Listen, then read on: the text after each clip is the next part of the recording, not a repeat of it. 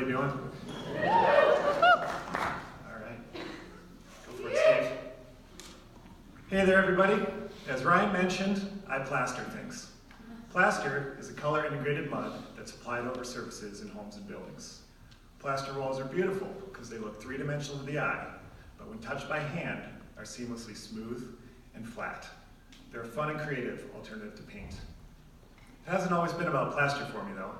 I moved to small-town Bozeman in the 90s, and I earned a degree in English Lit from our very own MSU. Through college, I gained a deep appreciation for the arts, and I expanded my mind with a taste for the finer things in life. My degree wasn't just about literature, it was about an overall acute perspective of the world. For years, I longed to combine my two passions. I sought a solid union of plastered walls mixed with a sharp appreciation for the arts. I knew deep down that I wasn't just a plasterer. I really wanted my work and my walls to carry a more significant role inside Bozeman's history. As a response to my own self-worth, I taught plaster classes around the country. I read anything I could get my eyes on, and I researched materials both new and old. Of the three main plasters that are commonly used, clay, lime, and gypsum, I became widely fascinated with lime. And, like a true nerd, I jumped right in. Lime's amazing for plaster. Limestone is quarried and burned in a kiln, losing carbon dioxide. The resulting quicklime is slaked, creating hydrated lime. With the addition of water and sand, known as aggregate, very important, a plaster is made. As the plaster dries, it loses water, absorbs carbon dioxide, and changes back to limestone. It was at a lime plaster seminar in Albuquerque where my goals and desires of a well-rounded plaster really started to come to fruition. I met a lifelong friend named Ryan Shivers. Ryan's even more of a geek than me, and he was eager to share his knowledge, especially a plaster practice he had recently learned on a trip to Morocco, Tadlact. No, it's not a car. It starts with a T. It stems from an Arabic verb, which means to rub. It's a 5-coat process that integrates olive oil soap into the curing plaster to render a wall totally waterproof. With the assistance of a stone for polishing, the plaster becomes amazingly smooth and shiny, and it's perfect for showers. Its history dates back 2,000 years, when Moroccans first used the materials in water cisterns. Moroccan lime is the most prized in the world because of the brush that they use to fuel their kilns. The embers make up the aggregate and give the material a unique building structure. They use oil extracted from olives to make soap to integrate into the curing plaster, which seals it. I'm mesmerized by the longevity of these ancient works of art. They celebrate form and function and were created with crude wooden floats. Their design can be tailored to meet the theme of any home. They can be organic in form or flat, crisp, clean, and modern. I love that the end work reflects a unique, time-honored tradition. Shipping Moroccan lime is costly, however. Luckily, if we can understand the chemistry and the tools behind the material, we can assemble the components that comprise the system. Here in Bozeman, we carefully sift marble sand and mix it with our own agricultural lime. Our homebrew not only drives the price down, but it keeps the carbon footprint local. Now, the Moroccan wood float's an excellent tool for flattening base coats in the prep stages of Tadlact. However, absolutely horrible for spreading finish coats. Luckily, my dear friend Richard sells inexpensive sponge floats at Kenyon. Noble, by the way, Kenyon Noble. So those painstaking 5 coats have now been reduced to 3 easy-to-apply coats.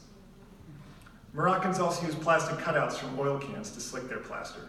We use stainless steel trowels. And since getting black olive shipped from Morocco would be costly, we use Kiss My Face soap and polish into the plaster with a stone from the Windy Way Rock Shop, as opposed to finding one at the bottom of an ancient Moroccan riverbed. Now, we can augment the tools, but not the process. Accurate application demands the use of 4 of the 5 senses. You need to listen and feel the plaster as you slick it. You need to smell the right ratio of soap to water. You need to watch as the polishing stone carefully closes all the pores. But do not taste it. It is bitter. The process can't be rushed. Soaping too fast creates a slurry in which the plaster perpetually dusts. Too late and the magic scientific window closes and waterproofing characteristics are compromised. Take your time, practice, watch, listen, and feel, and you have a custom sculpted piece of art that will endure the test of time. Authentic art never comes from rushed work. This once small town is now the fastest growing city in the US, and for good reason. Amazing outdoor opportunities and clean air. It's an enclave for some of the freshest and brightest minds in the country. It's our duty to make this work of art, called Bozeman, endure the test of time. But just to be fair, I'm not claiming that Cadillac's ideal for all construction in our growing town. But I think its mantra is. It represents craftsmanship, creativity, and a care and a desire for beauty. And, if installed correctly, following all the rules, it represents longevity that will transcend building trends. I've had the great luck to work in the trade since I was 16. I've seen elements of construction flow through multiple remodels for not only their beauty, but their function. The permanence of these materials lend a strong hand in the happiness of the homeowner. This internal joy radiates out from the home and into the community. So, when you leave your house and head out into town, take a deep breath and enjoy the finer points that are making our town famous. While basking in the glory that's Bozeman, let's not forget that, like Cadillac, we are an artistic work in progress. We're the aggregates that comprise the system here, and our collective choices will determine our future and longevity. The same process that creates Cadillac, nature, has formed this beautiful place we call home. Feel the snow at Bridger, listen to the Yellowstone, smell the spring rains downtown, and definitely listen to KGLT. But don't forget to take your time to enjoy it, because this town is the finest thing around. So calmly, hop in your Bozeman Cadillac, AKA Sprinter van, and enjoy the grander points that this town has to offer. Be aware of your surroundings, engage your natural given senses. And that lost fifth sense of Cadillac, taste, well, that can be remedied with a delicious glass of wine.